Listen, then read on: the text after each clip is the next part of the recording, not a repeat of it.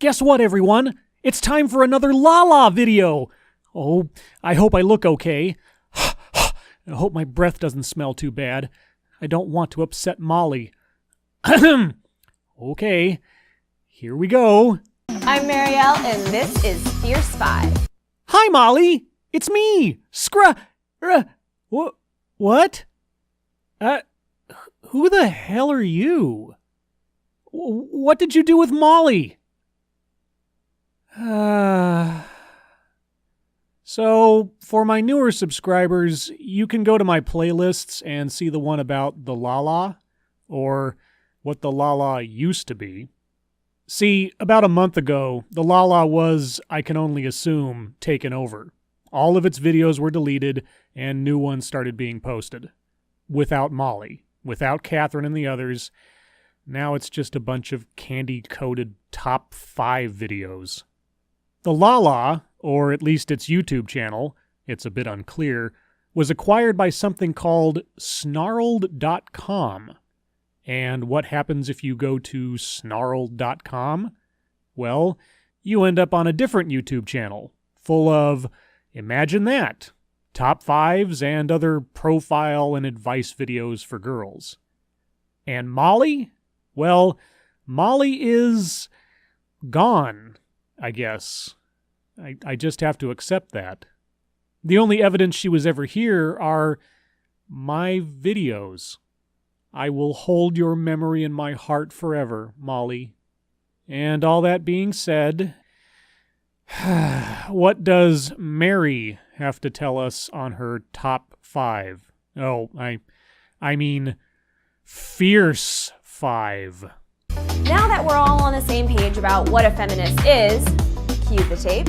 The definition of a feminist is a person who believes in the social, political, and economic equality of the sexes. Yes, the textbook definition. Except that definition isn't exclusive to feminism and does not at all represent the beliefs, actions, or goals of modern third-wave feminism. Glad to know the Lala is starting strong on this topic. Let's take a look at some leading men in Hollywood who are all about gender equality and not afraid to talk about it. Given the kind of hate mobbing that celebrities get when they say they're not a feminist, it may just be the case that many are afraid to not talk about it. Just a thought. Here are the top 5 Hollywood hotties who are totally feminists. I can't wait. The only hard part about compiling this list was choosing only 5 men. Well, then I expect these guys to be the cream of the crop. Number 5, Aziz Ansari.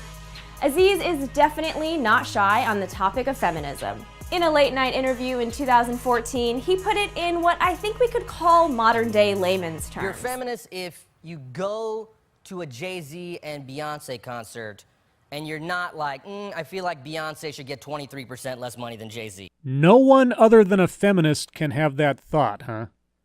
An egalitarian cannot have that thought? A non-ideological person could not have that thought? Never mind that women are not paid less than men, they earn less than men. But Aziz Ansari, he knows better, because he's a feminist. He urged both the audience and female celebrities not to shy away from the word. He said, after all, it's just a word, and what it means is pretty simple. If someone asks you you're a feminist, you have to say yes, because that is how words work. Our new friends at the Lala did a bit of selective editing that I'd like to correct, because it's important. The full quote is, quote, "I feel like if you do believe men and women have equal rights, if someone asks you if you're a feminist, you have to say yes, because that's how words work. So, if you believe in Jesus and someone asks you if you're a Christian, you have to say yes, because that's how words work." Feminist logic. Aziz Ansari is not sorry for being a feminist.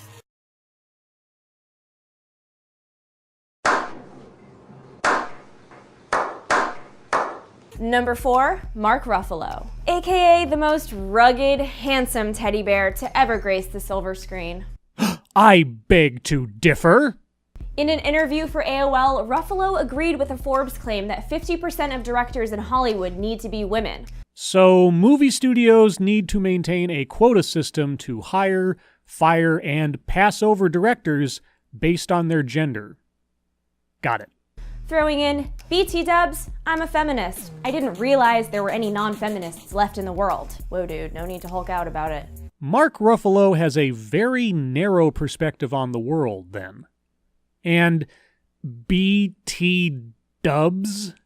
Jesus Christ, do people actually say that? He has also spoken out about reproductive rights, reblogged a powerful feminist essay on his Tumblr. Wow, speaking and reblogging. I guess you would need to be the Hulk to do that kind of heavy lifting. Huh? Huh?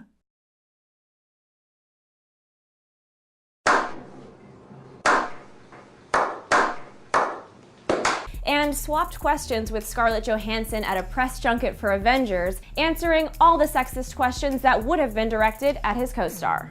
So Ruffalo stepped in to defend a woman from offensive questions. Guess that shows how highly he regards women being able to speak for themselves. Feminist logic. Number 3, Tom Hiddleston. Hiddleston was an outspoken supporter for Emma Watson's He for She campaign for the United Nations, as well as a proud participant in the L Feminism campaign. Oh, you mean the L Feminist campaign, wherein the very shirt you showed Hiddleston wearing was actually produced in a sweatshop by female workers, forced to take low wages and live in cramped quarters? Yes, L was really doing their part to empower women on that one. He also essentially told E! News that one of the main reasons he did a sex scene in his film Crimson Peak was to try to level the playing field in an industry that so disproportionately features naked women. I wonder why the industry has a tendency to feature naked women. I wonder why actresses agree to take their clothes off. I just don't understand the motivation. From your legions of admirers, thank you, Tom, for making such a noble sacrifice. Were you just sexually objectifying Tom Hiddleston? I thought sexual objectification was bad. Feminist logic.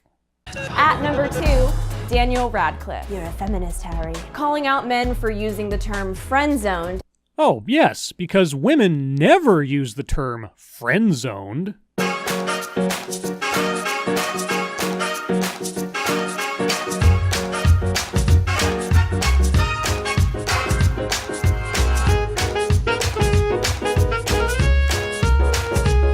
Admonishing them for the sexualization of his female co-stars. Gosh, why would anyone sexually objectify his female co-stars?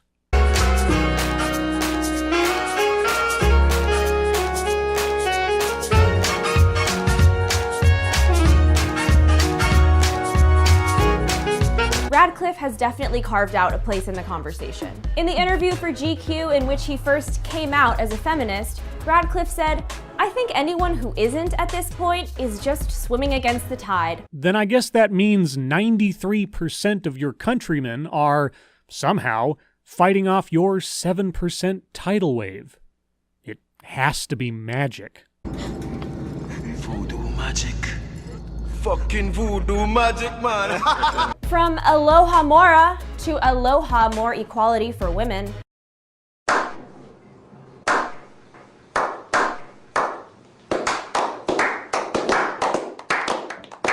Radcliffe has unlocked the number 2 spot on our list. Number 1, Matt McGorry. Rising star and former bodybuilder Matt McGorry has not been shy in his plight for gender equality. Well, given that his primary claim to fame is being on a show nearly entirely populated by female actresses, I have to wonder if he would still have remained employed there if he had said otherwise. Most notable for his roles on OITNB and HTGAM, he is self-described as an activist and intersectional feminist. So he conflates different things into one big thing and presents it as proof to himself that things are even worse than everyone else thinks they are. Intersectional feminist logic. In an article for Elle entitled How Becoming a Feminist Felt Like Falling in Love, McGorry claimed his journey as a feminist ally. Say that again? His journey as a feminist ally. As a feminist ally. So, not a full-fledged feminist, just a cheerleader. Sounds a bit sad, really. Picked up steam after watching Emma Watson's memorable speech for He for She. He was inspired to be a feminist by the "women can't do it without men's help" speech. Feminist logic. The dude literally has a uterus tattooed on his body. You gotta be fucking kidding.